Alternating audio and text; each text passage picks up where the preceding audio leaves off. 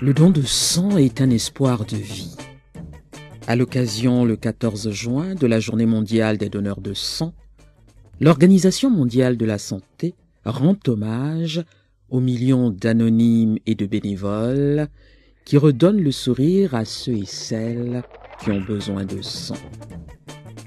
La Journée mondiale des donneurs de sang est une journée où il y a une communion du public pour célébrer les progrès qui ont été faits dans le cadre de la transfusion sanguine, mais aussi célébrer l'acte héroïque que constitue le don du sang.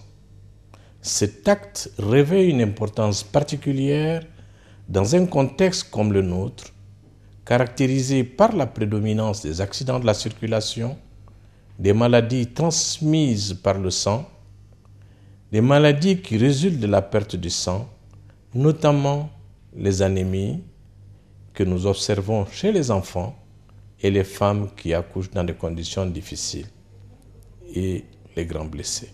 Ce sang provient des donneurs essentiellement volontaires. Et ces donneurs volontaires sont des héros. Pourquoi sont-ils des héros? Parce qu'ils nous permettent de sauver des vies de manière anonyme, sans tambour ni trompette. Il est donc pour nous important de reconnaître ce geste héroïque qui est la base de tout programme de sécurité transfusionnelle. Les donneurs de sang réguliers et bénévoles sont les donneurs potentiels des centres nationaux de transfusion sanguine. Les donneurs réguliers, ce sont nos donneurs potentiels.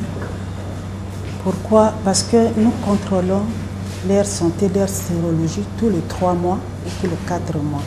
Et ça constitue pour nous un maillot de sécurité. Ça nous assure aussi la sécurité transfusionnelle. La deuxième chaîne, c'est la sécurité au niveau du laboratoire.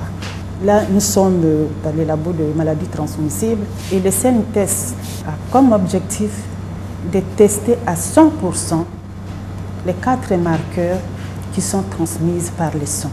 Il s'agit de l'HIV, l'hépatite B, l'hépatite C et la syphilis. La région africaine a fait de grands efforts dans le cadre de la prévention de la transmission des maladies par le sang, notamment dans le cadre de la prévention de la transmission du sida.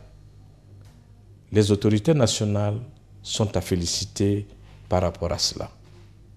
Mais nous avons besoin d'aller plus loin par rapport à d'autres maladies telles que l'hépatite qui constituent encore une menace de santé publique. De travailler dans le sens d'avoir une couverture à 100% de sang sûr dans leur utilisation. Je pense qu'il faudrait que nous continuions à travailler dans le sens d'une grande sensibilisation de la population pour aller vers les centres de transfusion sanguine et pour donner le sang. J'ai commencé de donner le sang le 25 septembre 1997 à la paroisse Saint-Pierre-Claver. Je suis maintenant au 65e don de sang. En 2006, le 14 juin, la journée mondiale du donneur de sang, j'étais émulé comme meilleur donneur de sang de l'année. J'ai été touchée en 89. Je sortais d'un palu, donc j'étais anémie. On m'avait transfusé de là, j'ai été vraiment marquée.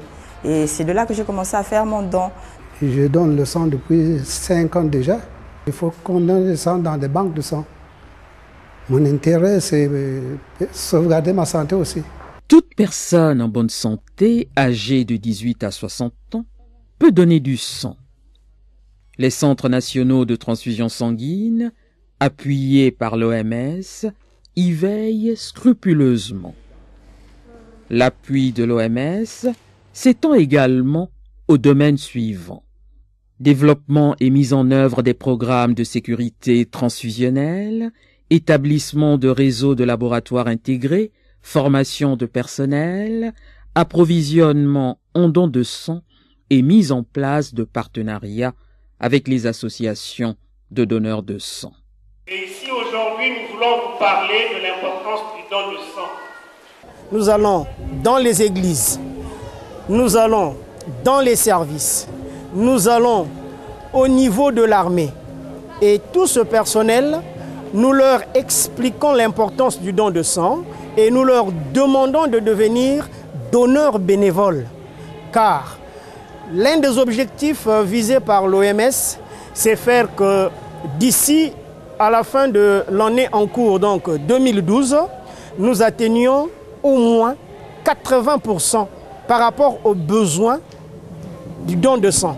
Ici à la paroisse Saint-Michel de Gongoni, je suis là pour la collecte mobile de sang. Au fait, dans nos habitudes, dans notre programme au Centre national de transfusion sanguine, on a l'habitude de faire la collecte. C'est important de donner son sang, c'est pour sauver les vies humaines. C'est quelque chose de bien. Pour ceux qui ne donnent pas, je les encourage à donner leur sang. Grâce à ce geste, le nombre de poches de sang collectées dans la région africaine a augmenté de 1 million à 4 millions depuis 2001. Mais le fossé entre l'offre et la demande est encore grand. Pour une population estimée à environ 1 milliard de personnes, nous avons besoin de 10 millions de poches pour couvrir nos besoins. Or, actuellement, nous n'en collectons que 4 millions. Donc, il est important que le pool de donneurs s'élargisse pour que nous puissions collecter suffisamment de sang pour satisfaire les besoins de nos patients. L'OMS tient à saluer l'effort déjà consenti par les pays et leurs partenaires et sollicite leur concours pour consolider les acquis dans un domaine où la technologie évolue vite et où il est nécessaire de continuer à fournir les services les plus sûrs et les mieux adaptés au pays. L'OMS, fidèle à ses engagements, continuera bien entendu à donner son appui constant au pays dans le domaine de la transfusion sanguine. Je voudrais lancer un appel à tous les donneurs de sang et au public en général afin qu'ils continuent ce geste salvateur et combien bénéfique pour des milliers de malades dans nos pays.